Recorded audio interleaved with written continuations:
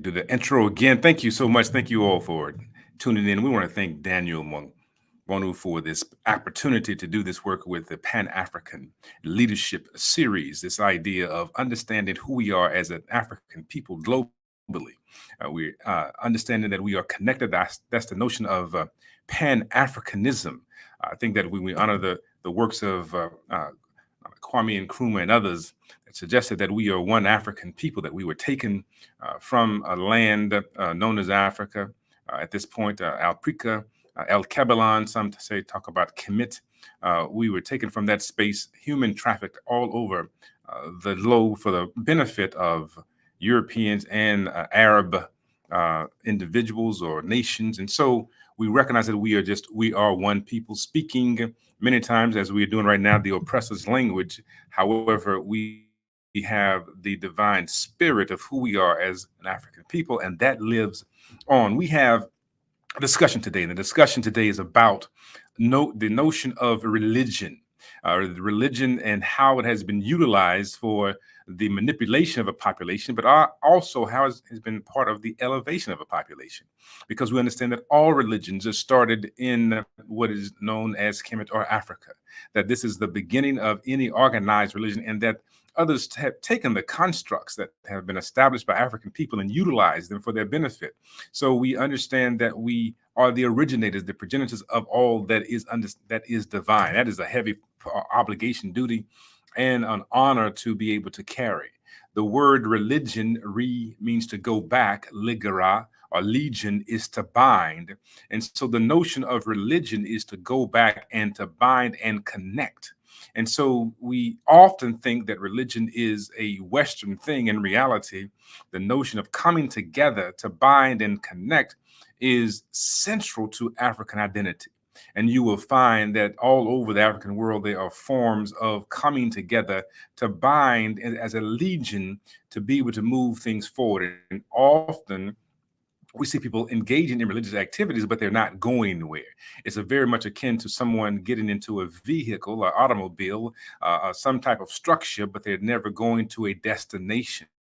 And too many times we get stuck into our religious organizations without moving in any direction. So you can get into an automobile and just simply roll up the windows and kick the tires, but you never go anywhere. And so too many times our religions become stagnant because they're attracted to what it is that they see as their asset. And so people get stuck into westernized constructs, right, of religion. Looking at Constantine, as Constantine actually pilfered, raped, took over African theological constructs, and so this, and we know that this to be true because we see that in Christianity, bunnies laying eggs, and we know that rabbits do not lay eggs, and so this is a compilation of various practices that people had around fertility and expansion that he just took and just put together in one umbrella, one particular religious order.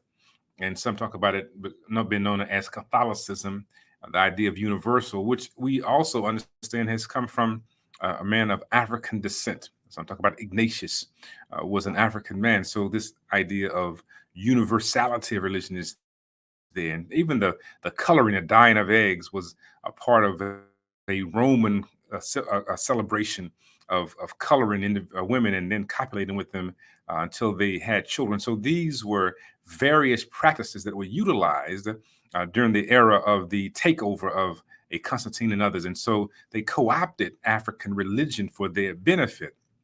But if we really understand the dynamics around even Easter, or understand Christmas, or understand those things, we recognize Ramadan, we recognize that all of those are tied to the position of the sun and the moon and the earth and rotation.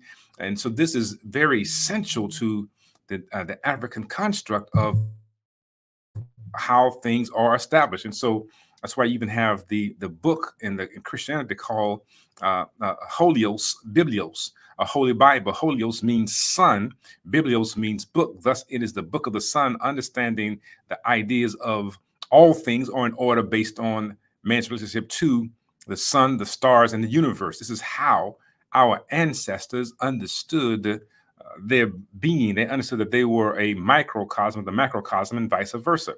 These are heavy constructs. So the Easter idea is based on the notion of light overtaking darkness, because in the northern hemisphere, the days, the equinox occurs, and then the days are noticeably longer. Uh, the idea of Christmas is based on the beginning of that process, where you have the solstice, the winter solstice in the northern hemisphere, where the days begin to get longer, which is why that's December 25th. All these things are taken from African constructs. So we often throw away the religion for under the assumption that it is a European thing. In reality, it is a reinterpretation, a procuring, a proffering of an African thing. That is, we understood that in the universe there was a balance between light and dark, north and south, east and west. We understood that there were elements in the universe, the earth and the air and the fire and the water. That was very clear. And these things came together to create life. We understood when you look at the pyramids that they were not pyramids at all. That is a misnomer. Pyramid means house of fire, meaning that there was some kind of replica of a volcano. But when we look at these things called pyramids, we see that they have a base of 4 to a side of 3. They goes to an apex of 1. The notion again of the base symbolizing the directionality that we have agency over, north, south, east, and west, but also the elements of the universe, the 4 elements that were mentioned: earth, air, water, and fire. And so they said that man had dominion over these things. The idea not dominion for control and power, but one had an obligation and duty and responsibility to honor those things. This is African religion at its finest, right? And so the sides of 3 symbolizing the masculine, feminine, and the eternal life, the male, female, and the child. This was the sides of 3, symbolizing that is a trilogy in life. And the apex of 1 was, of course, the God concept. And even on the US dollar, there is the pyramid that exists with the apex of 1, the all-seeing eye of God. And these images or these icons are not found anywhere in the Western world. They are found in Africa. So we recognize that the Europeans have procured, they have proffered, they have taken, stolen the genius of African people, packaged it as their own, and then have sold it as something that is to be utilized for their benefit and for our demise. This is good stuff. This is really good things to be able to understand with clarity. Thank you so much for watching out of the Gambia. Yes, we are back in the U.S., but we shall be back in Gambia soon, because the idea is that we understand that we are a Pan-African people, and we're not confused by where we find ourselves in location, because we know that, as our elders have told us, that Africa is born within us. And so we must understand then that what we have learned to practice as religion from Europeans is a practice or a modification of European culture. And so we think then that by becoming more European or Arab, that we are becoming closer to God.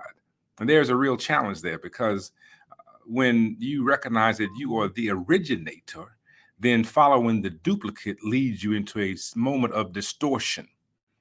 Let me say this: we have to be clear that when you recognize that you are part of the originator, that you are part of the group that created the concept of religion, then you start following those that have replicated or duplicated it, then you become a diminishment of your true self. And so we see this happening all over the African world, is utilizing European ideas of religion, utilizing European constructs, and assuming that this is somehow a way to be closer to God, when in reality they taught that man know thyself.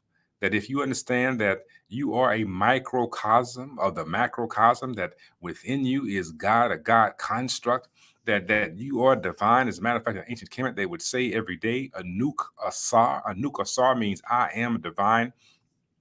if you're able to move into that particular space, it changes how you see things. The idea of the light overtaking darkness symbolizes the ebbs and flow of life, that things come along in life and that we will be inundated with certain things. The utilization of iconography in ancient Kemet of the scarab dung beetle, the notion of the scarab dung beetle laying its eggs in dung and rolling it towards the sun for an entire day. And 28 days later, the eggs hatch, symbolizing that out of nothingness, out of something that is fecal, that light or something powerful can come if you move it towards something greater than itself. The idea of rolling the dung towards the sun, elevation, illumination, right, brings about elucidation. So it was this idea that there's a connection that we have with the universe. And so even we know that the 28-day cycle of the moon happens. And also women typically have a 28-day cycle for their menstrual cycle. So the idea is that they understood that there was a connection in the universe that must always be honored and that there is always a resurrection. Among the Bantu Congo, they talk about we are Kala, that we are rising and setting suns. It's the same concept that is replicated over and over again, that we come into being, we extinguish and come into being again. These are ancient African realities, African constructs of what it means to be here. Now we start following European thought, and we begin to have these battles, and many of our battles are really associated with the Greek Orphic mysteries of good versus evil. Light and dark are not evil; they are simply complements of the same phenomena. That when light is manifested, darkness is unmanifested. Not the issue of one being better than the other; one simply is just distinct from the other. Within the dichotomous thinking of Europeans, then you have their religious order that makes one better than the other, that there is a battling and fighting of one pole or one particular element of a phenomena. There's a battling of the sexes according to European thought. If you look at the Dionysus in the Greek Orphic mysteries, where the Titan had the heart of Dionysus placed in it because Dionysus was a good person, a good heart, and the Titan was a good fighter.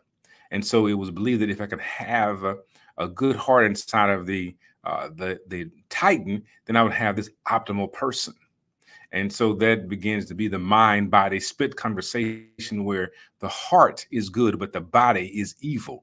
These are elements of Western religion that have been imposed upon African constructs. And so as a result, it is very distorted. And so we have this dichotomous good, evil, heaven and hell discussion, when in reality it's something bigger than that. That there is an ebb and a flow in life. There is a coming into being and an extinguishing. That is the process that we go throughout the entire day, entire life cycle. There's a process, as mentioned earlier. There's a cycle of the sun and the moon. There's also a cycle mentioned about women. There's a cycle that are coming into being and closing that's very important to be able to understand. And so when you start following the oppressor and start following their religion, you will always end up in a space of oppressing yourself, right? And this is where we are. We're stuck in this zone of utilizing European ideals and assuming that they represent the highest order of divinity. How can those who have demonstrated the most heinous activities of humanity be the progenitors of all that is good and wonderful in the world? So we have a guest coming on, Reverend Wilson Nanakwaju Baufu, who has been, who is an icon. Well, he's been elevated to the position of being a sub chief in Ghana. He is not ashamed of making these connections. And the connections are to understand that we are an African people. He has utilized these constructs and concepts within the church that he pastors. He is my spiritual father, elevating me in many ways to my Africanity. Reverend Wilson is in Union Temple Baptist Church in Washington, D.C., Southeast Washington, D.C., is a phenomenal person. He is due to join us momentarily. So I just wanted to set the stage for when he comes. This idea of how religion was utilized to have a way of controlling the population. And in doing so, the population becomes controlled, and it is used for the benefit of another population. So we have Europeans utilizing religion to justify their position of enslavement of African people. The Roman Empire utilized Catholicism to justify enslaving Africans by saying that the Africans did not have a soul. So we're very clear about Pope Pius's statement about it is okay. It is a good thing to enslave them because they're not as elevated in consciousness as we are. And so we understand that Catholicism perpetuated this notion of the inferior nature of Africans.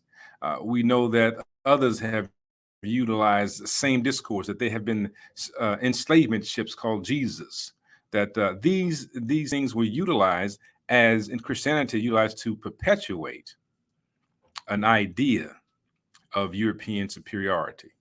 And the problem is that people are not capturing or getting into what it means to be truly divine, but they find that they try to become divine through following Europeans. Religion and African consciousness. That's the topic. Religion and African consciousness. Religion, to go back and bind, and consciousness, the idea of knowing who you are. When the oppressor utilizes religion in the US, the preaching certain scripture, slaves obey your masters, coming from Ephesians, these types of teachings were designed to make one feel more at ease with being in their position of servitude and assuming that this is religion. And in reality, it is indoctrination into European superiority. And people don't catch that. They begin to assume that I'm really a devout Christian now. Or when you begin to follow the oppressor in Islam, or you follow the oppressor in these other ways, you begin to oppress yourself and assume that this is the highest order of all things that are religious and good in life. And in reality, they're simply mimicking the oppressor, which by default are modes of oppressing oneself. I just want to hear from you all, right? I'm reading, I see people are listening. I would just chime in here and just tap in some things about what do you know about European religion and how it has oppressed African people. And also, what do you know about this idea of African understanding of spirituality? How often are we afraid of what we do as an African people?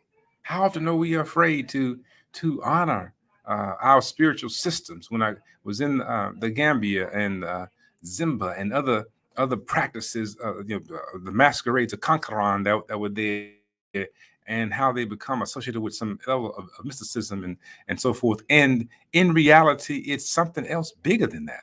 All right. Thank you, Malawi, for tuning in. We got to get stick in. This is going to be powerful when our guest joins us.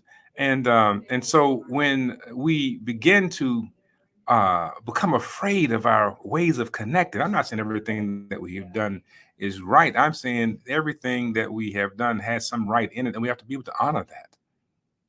Everything has some things that we can question. But when we begin to assume, again, when in the Gambia, and people are not necessarily honoring the traditional African systems because of the Arabs' notion that you cannot do certain things, you should not have certain graven images, right, masks and so forth.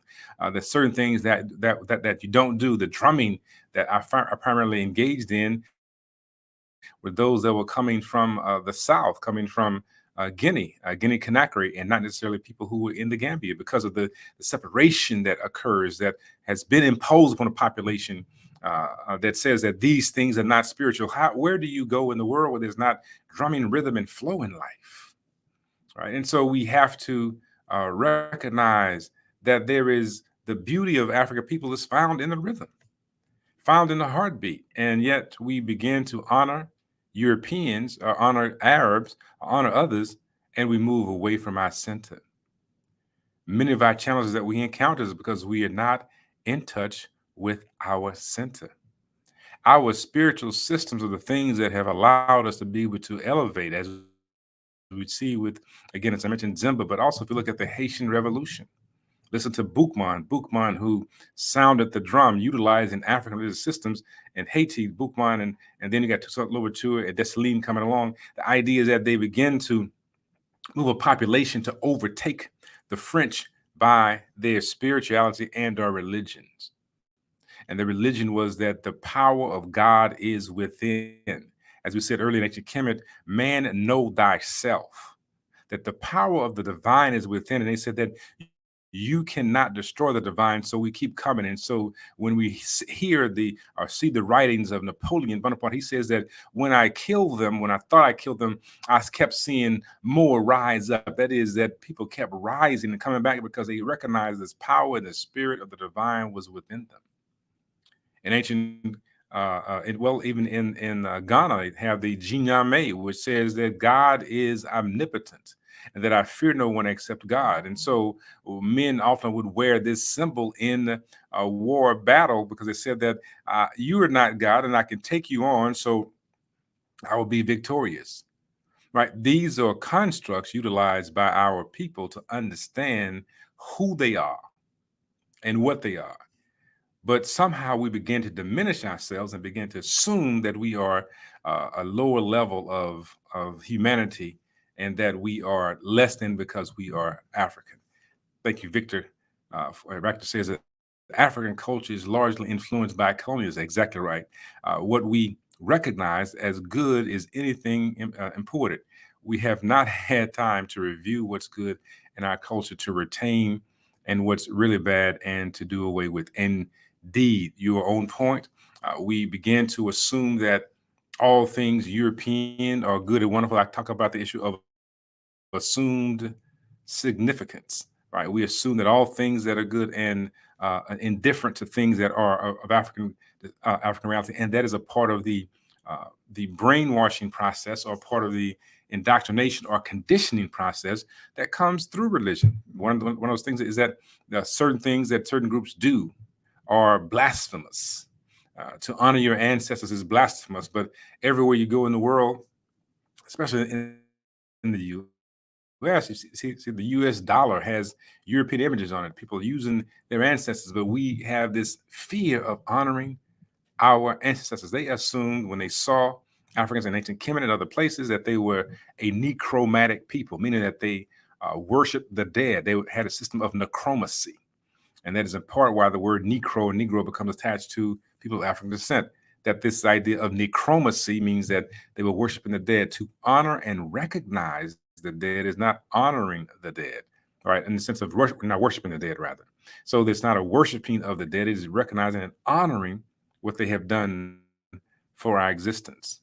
And that's why you have in various places in Africa the various masks of kings, of royalty, and so forth. Even in Kemet, you see the sculptures there are recognizing Ra and Hotep and other particular deities and deified images, because they are not being worshipped. They are recognized as those that should be honored for their connectivity to the divine.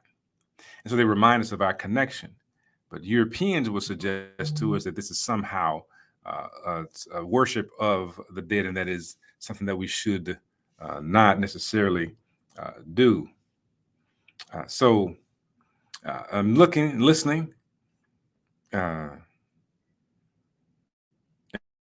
to see what's going on. Daniel, Reverend Wilson says that he doesn't see the link. Maybe we can assist him with seeing the link. I'm not quite sure what that means, but we are here. Sierra Leone is here. Thank you so much for joining. Man, Uganda, wow, this is amazing. And indeed, we do have a profound love of Africa. Thank you so much for being involved. And I keep seeing people join in And we're going to make this thing even more. We're going to make it keep growing it, because we know that African consciousness is important to us and to our people, and we have to be awakened to our true genius and not follow the ways of those that desire to destroy us. So this is the idea of African religion. I mean, African religion and religia. This is what we begin to honor. We have to watch ourselves, because oftentimes we will honor the oppressor. And when we honor the oppressor, then that becomes our deity and our God. Whatever you place before you, whatever you engage in every single day, whatever you begin to honor is indeed your God. And when we begin to honor their thoughts, their ideas, their beliefs, at that point, they are our God. And at that point, they control us. What are we following? What are we engaged in? What do we place before us every single day? If we believe that this world belongs to Europeans, if we believe that to be the case, then they are our gods. How often do we recreate ourselves in the image and likeness of our oppressors? When we see ourselves going around and in Ghana, and you have a European image of a Jesus, a Yeshua, Isua, and we recognize that the notion of a Jesus, Yeshua, comes out of ancient Kemet, which means then that the people that created the construct of a Jesus, a Yeshua, would have had to been brown in skin color based on the proximity of the location of the origin of the story to the sun.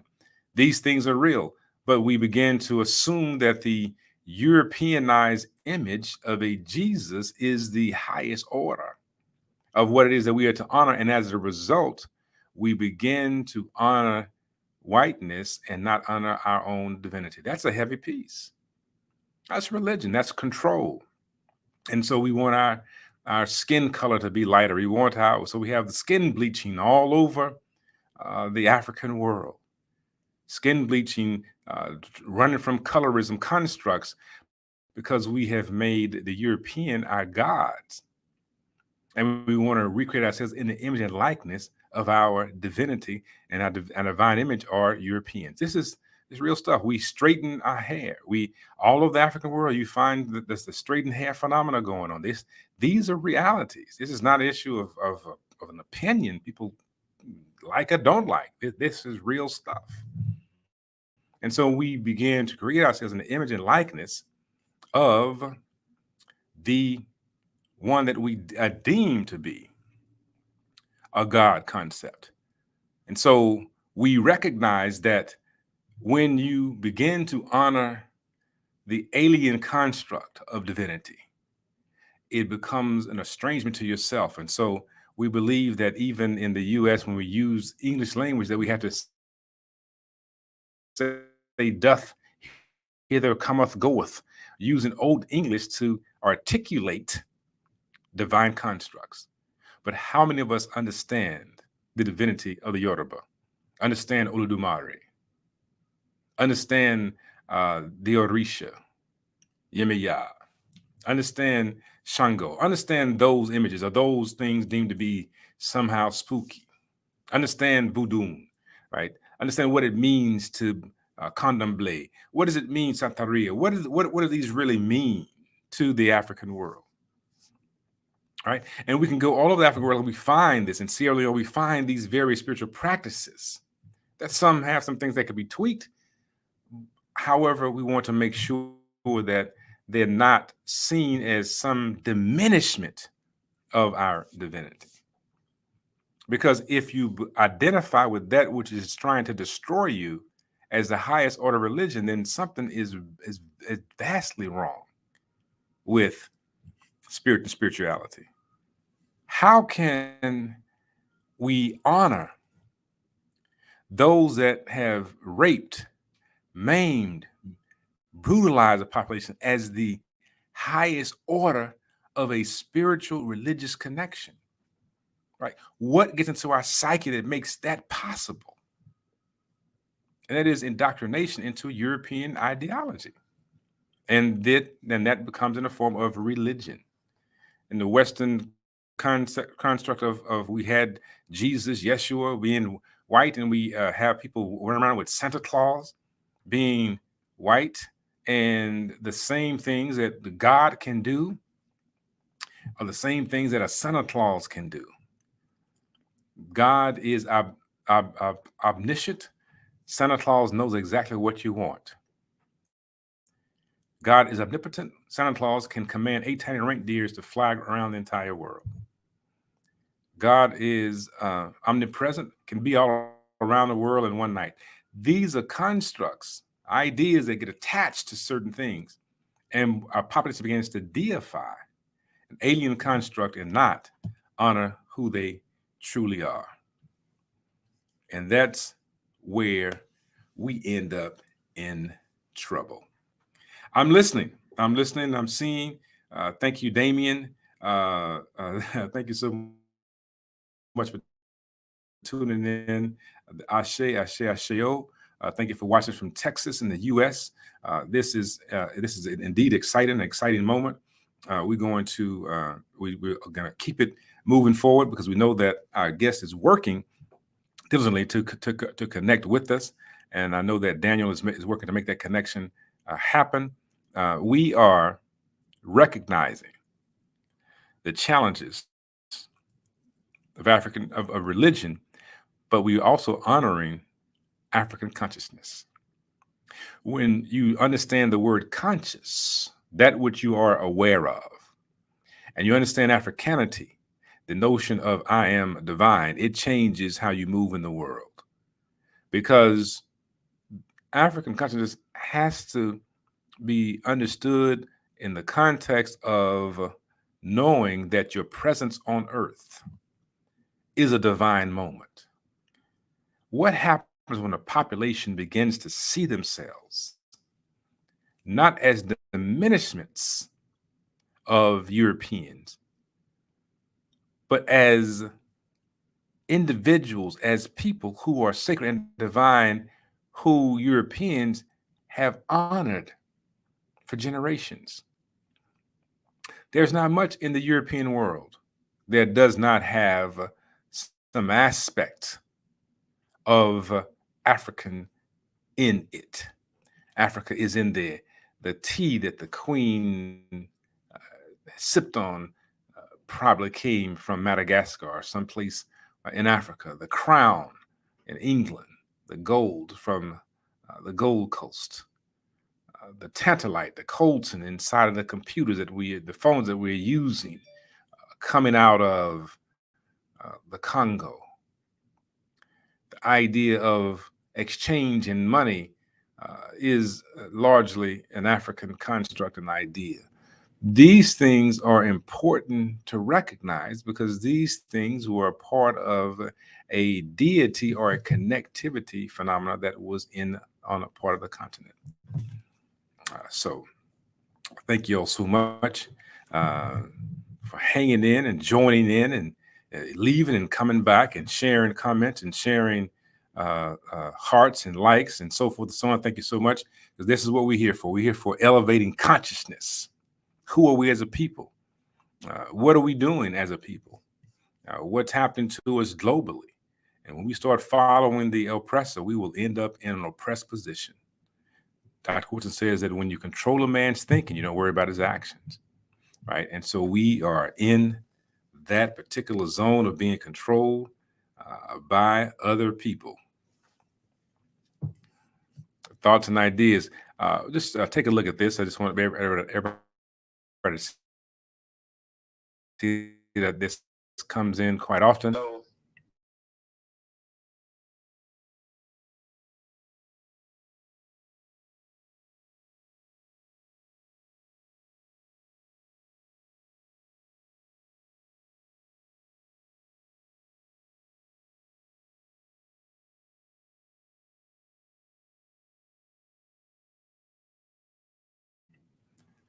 Yes.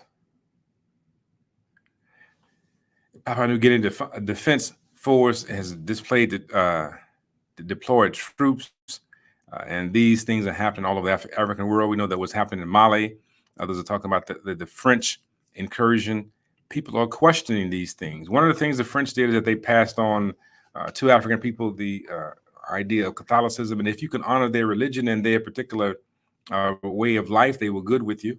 If you didn't, then there was a problem. And so, even in Louisiana, in the U.S., and in Haiti and other places, if you did honor Catholicism, you were okay, right? And some of this becomes a cultural appropriation because one begins to honor the culture more than their divinity. But our ancestors told us that, listen, you are divine and you walk in the power of your divinity. When we look at the deities, the what they call the Netaru in Kemet, we see that all of them had different qualities. You look at the Tahuti, the idea of thought, and you look at Ma'at, the actions of truth, justice, harmony, reciprocity, propriety, harmony, balance, and order. And so Ma'at symbolized that and Tahuti symbolizing thought. These are things that they understood, that you have to have divine thought connected to correct action. So they were very clear about the balance between the two, not this European fighting either or, but this idea of a balance between the two, not the European notion of the battle of the sexes, but the idea of the connectivity of the two. So we have joining with us Reverend Wilson. He is here. Nana has joined us, and this is indeed a treat for me tremendously. And I was just setting the stage for us to understand how European religion has been used to control a population and to destroy the thought process of a population, but also how our understanding of who we are as the divine people to not be destroyed, Nana, has been something that has kept us going. And so you've written about this. You have several books on this. You talk about how we should marry in our tradition. And so I'm going to turn it over to you and say this is exciting. So thank you so much for joining, even in the midst of the recent issues that you have to contend with. So I am backing off, and it's all you. Right. Well, I'm good to be here today. Just coming out of the dentist's office. Sorry about that quick delay, but I'm here. Of course, not only in secular education, but in religion. And as Dr. John Henry Clarke states, the handmaiden of what I call cultural imperialism has been religion. It has been used, of course, Jomo Kenyatta said, when the Europeans came to Africa, he said, we had the land. He said, they told us to close our eyes and pray. And when we open up our eyes again, they had the land and we had the Bible. And so religion has played a vital role in the psychological and the physical and the economic enslavement of Black people the world over. And it is something that I've attempted to address, first of all, by dealing with the truth about the origins of Christianity, the Bible, and the fact that, of course, it took place, all of the incidents that we read about, hear about in the Bible, took place in Africa. So if they took place in Africa, it had to be African people. And if it had to be African people, it was African people writing about African incidents and circumstances and situations. I have traced, along with Nana, who from Arizona, who's a native Ghanaian, the history of the original Hebrews who came out of Egypt and went down into West Africa. So the history is monumental in terms of the origins of the religion, and yet it was taken as the guarantor of the rights of the oppressor over the oppressed. And that's so deeply embedded in Orthodox Christianity, dating back to the time of Constantine, when he was trying to expand his empire and his wealth, adopted the version of Christianity, which was doing exactly the same thing. And that kind of exploitation of the masses of poor people, and particularly, and especially Black people, has continued to this very day. So the idea of we are the original people, is that what you're saying? And going down into the Hebrew control and manipulate us. And I know oftentimes you talk about in the U.S. The various scriptures that were utilized to promote enslavement of African people to not know who they are. You mentioned Paul, the Pilgrim to Progress conversation. So tell us more about that, so people can know this is a part of our challenge as a people all over the world, globally. Example to show you how deep that is. Edward Blyden, the father of Pan-Africanism, in his book Islam, Christianity, and the Negro Race, which was written back in 1887, he referenced, and in fact, in his book, an article that was in a newspaper from 1817, where in that article he talks about how the person who was writing that article was talking about how slaves were read to from Pilgrim's Progress and told that it was the Bible. And in that writing from a story from Pilgrim's Progress said that in order to gain eternal life, one must go through hell on earth, which was a way to accept the reality that the hell they were going through was required by God in order for them to get into heaven. Reverend C.C. Jones, Charles Jones, who was a Princeton grad, who was also a slave owner from Savannah, Georgia, wrote several catechisms for slaves. Among the writings, of course, it was by recitation, where each slave, as a collective, were to repeat what they were told, and then individually they had to recite.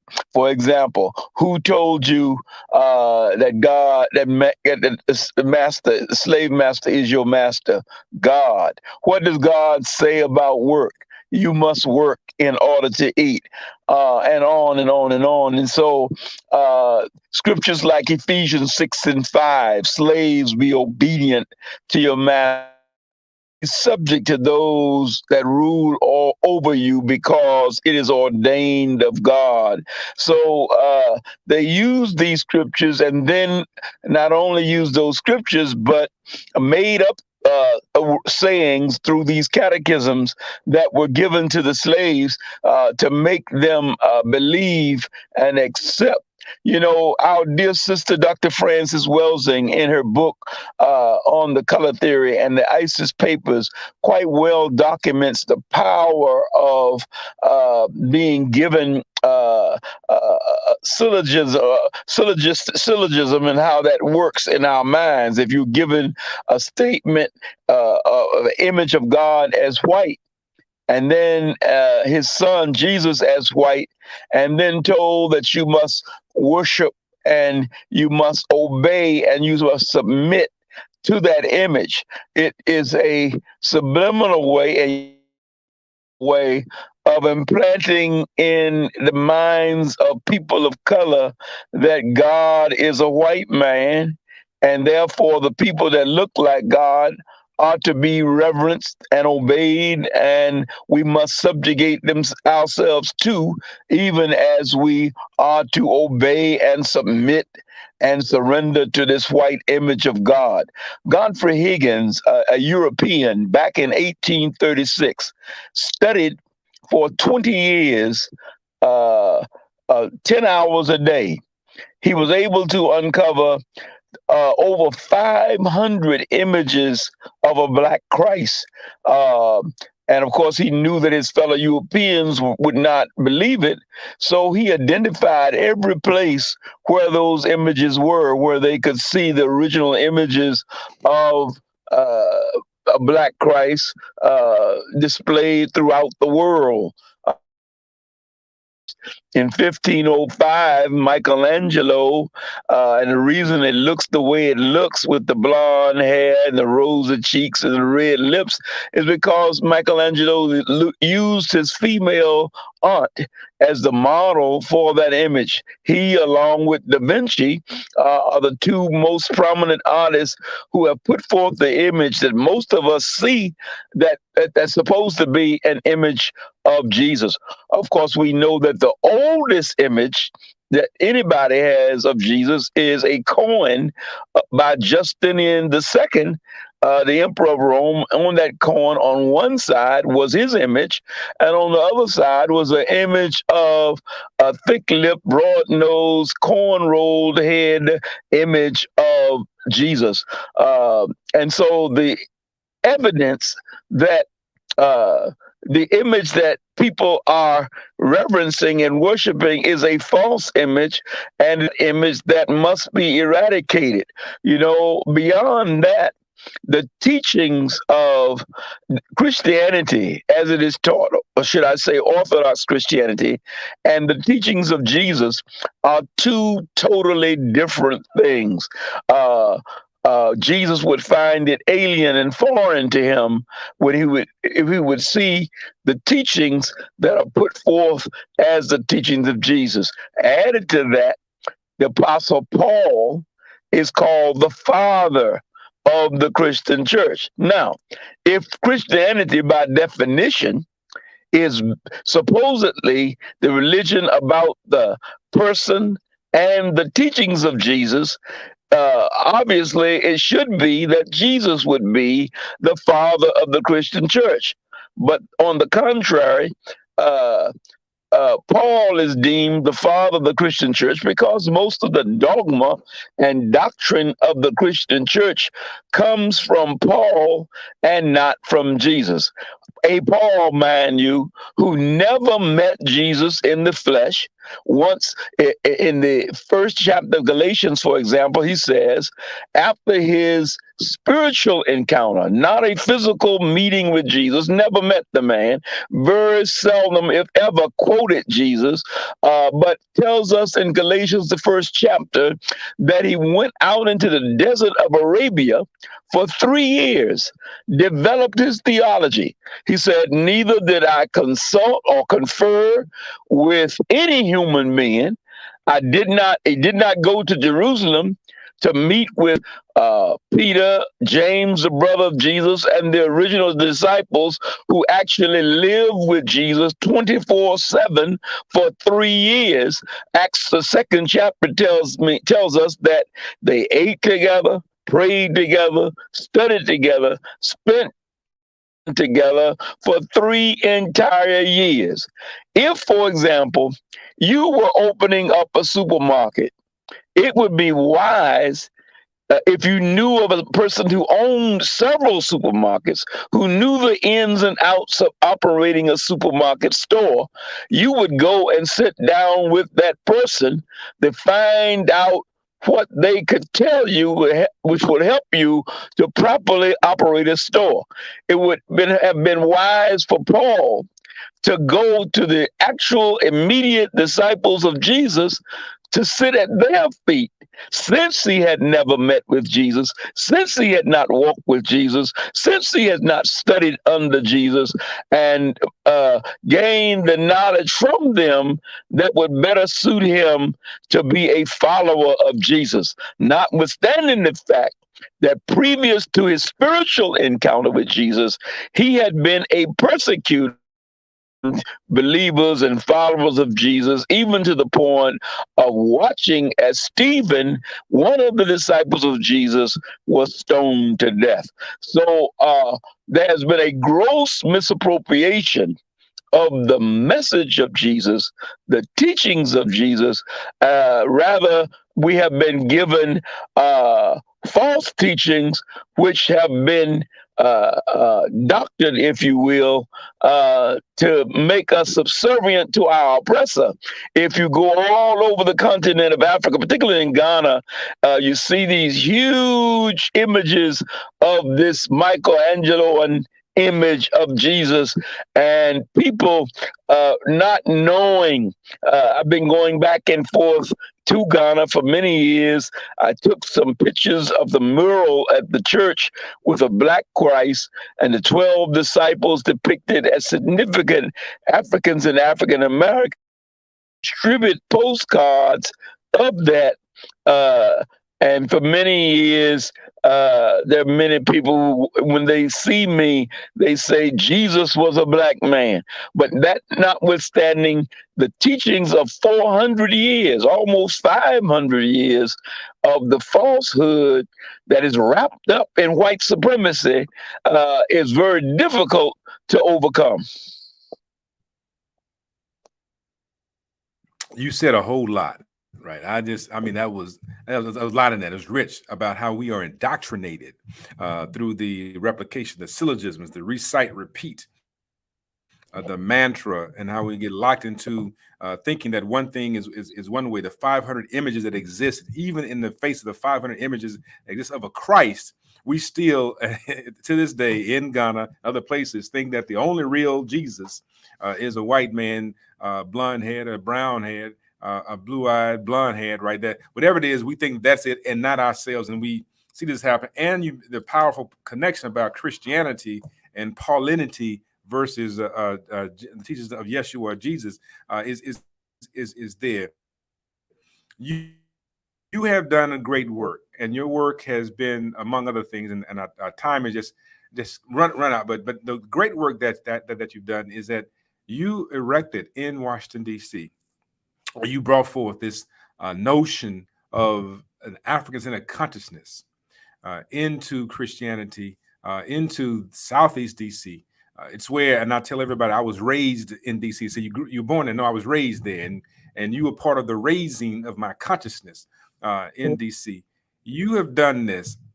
How have you been able to take these concepts and create a space of worship for people of African descent to see themselves as being divine? I will submit, as you get ready to say this, that when I walked into Union Temple and I saw the mural of the Last Supper with people that looked like me, and then at the bottom of that were men dressed in African attire in the men's chorus, that transformed my thinking about Christianity, about religion, about who I am.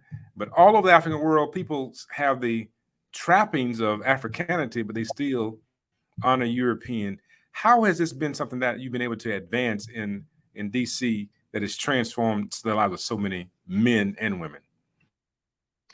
Well, it takes boldness and it takes courage. One of the things that I was speaking on this last week, fear, and the fear of God, which has been put in the minds of people of African descent or African people, is parallel, and you have to connect it to this white image, is parallel with the belief that the white man is God, and therefore we reverence white people as God. And until we can overcome that fear,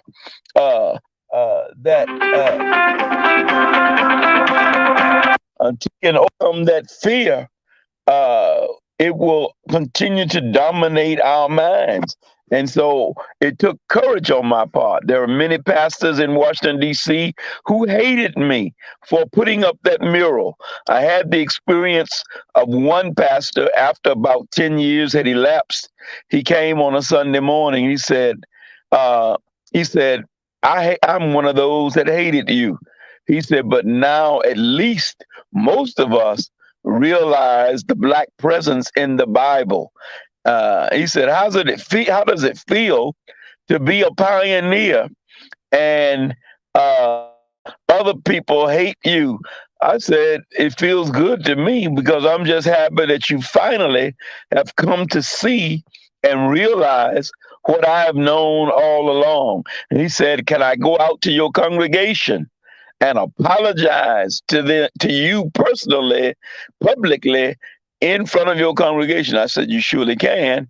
And he went into the sanctuary and apologized for hating and rejecting me because of the truth that I was putting forth. And that's just how deep this thing is to overcome. He's not the only one. There are those who still dislike me, who still hate me because they would rather believe the lies of the oppressor than the truth that comes from one of their own. They rather believe the lie, right? And that's a powerful piece. And the haters, I think that you bring that to light, that when you bring forth the truth, you remind people of what they're not doing, and which means that they hate themselves more than they hate they hated on you. They hated themselves for not being woke. And I thank you for that. I thank you for having that boldness. And the last thing I would like to, well, there's two things I wanted to touch on. One is that you are a sub chief in Ghana. People don't get that part of the story. And then the last thing, of course, is about the book. I'll make sure that people know about the latest book that you have released. But this idea, it was so amazing to the leader of this organization that you were a sub chief in Ghana and Christian at the same time. So share that experience and why that even occurred, and why we talk about the rites of passage or the manhood training program.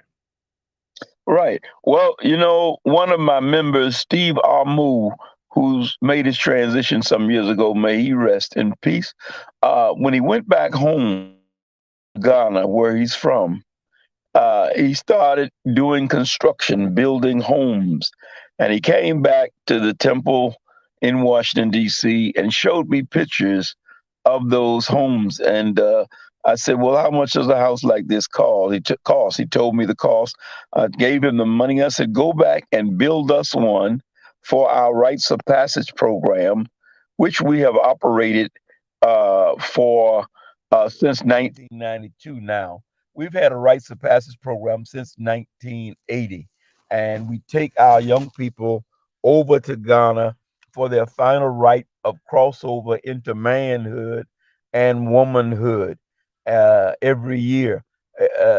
This year coming will be the young ladies who will be going over for their final rite of passage into womanhood. The following year will be the young men as they finish up their course. Is how it all begun, and of course of those years, I think it was in 1992, I was installed as a sub chief in Ghana. We operated several programs there, a school there. We have sent medical supplies. Howard University Hospital and Georgetown University Hospital have given us many good supplies, wheelchairs that are still usable, other supplies that are usable, but are just as not as modern as some of the equipment that they have today.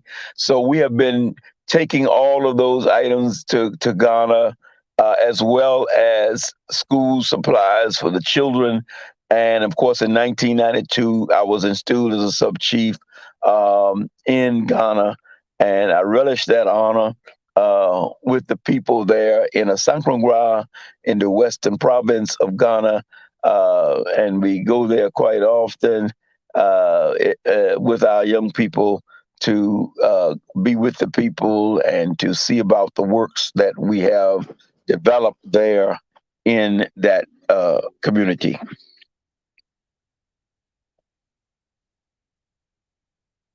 And this is the work, right? We are here with the Pan African leadership series with various individuals. We want to thank our various sponsors, and we have to find a way to make sure that we can get you back on, Nana, because we haven't even touched on the power of the books that you've written. One, of course, dealing with the African wedding notion, the idea of marrying with our symbols, the image and iconography, and also the latest work around who we are as a people.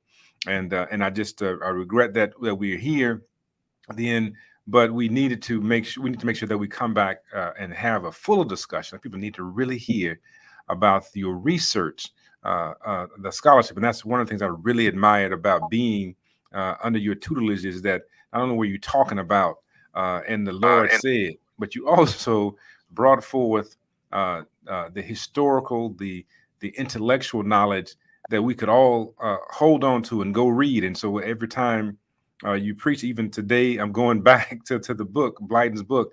It was always when I left the service, now let me go study some more, because that was great admiration for the intellect and also the divine connection that you have. And I think that people need to understand this, is that to be a part of be African does not mean, or religion not to be sensationalized, but it means to have this spiritual connection that allows you to be able to elevate your people in the face of adversity. We mentioned earlier about the changing of season, light overtaking darkness. And so we heard a very clear example of Nana having to overcome the darkness of those that have come against him. But in that process, there was elevation. So it wasn't an either or, it wasn't good over evil. It was an issue of bringing forward something even better. And over the period of time, the sun rose on the head and it rises on the heads of others who are seeing that what he was talking about was the true light. This is our truth. This is our moment. This is the Pan-African series. This is African Consciousness. Nana, would you like to close us out with something about your book and how people can get in touch with you? All right. Of course, I have several books. One is Releasing the Power Within, the realities that Jesus taught about God incarnate in man. That is one book. Second book I've done is How African Religion Changed the American Church. And the third is my most recent book, The Birth of the Bible, which traces the origin of the Bible and indeed and in fact the Hebrew people out of Egypt on into West Africa. And of course, then that means that many of us are the descendants of those original Hebrews. I might add that at the first African Baptist Church in Savannah, Georgia, and if those who can ever get a chance to go there, on the ends of the pews of that church, carved into those pews by slaves way back in the 1800s, is classical Hebrew. So you have to ask yourself the question, a Hebrew that really is not even spoken or used today, that was carved into the ends of those pews that still exist at the First African Baptist Church.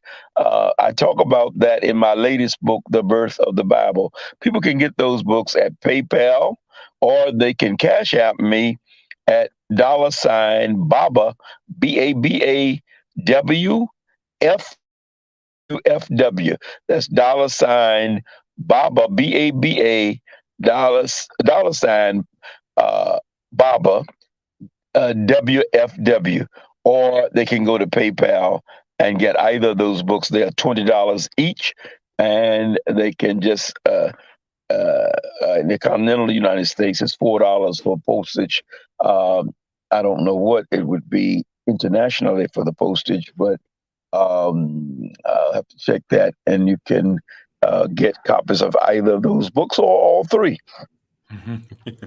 So the Sylvester, thank you so much. Sylvester Mac Sagalo says that he is from Ghana and would like to be a part of change and wants to know how he can connect to be a part of the groups that you're doing.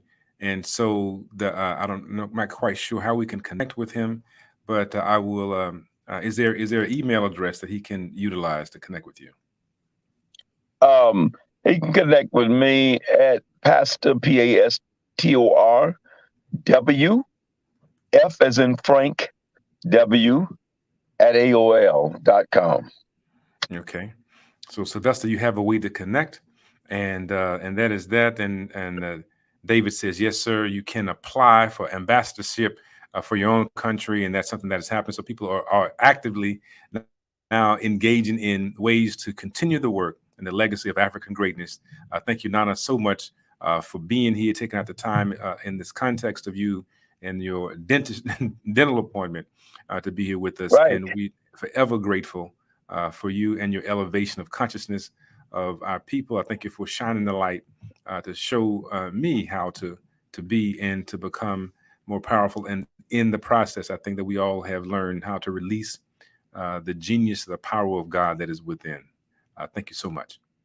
Thank you, my brother. Peace to you. Peace.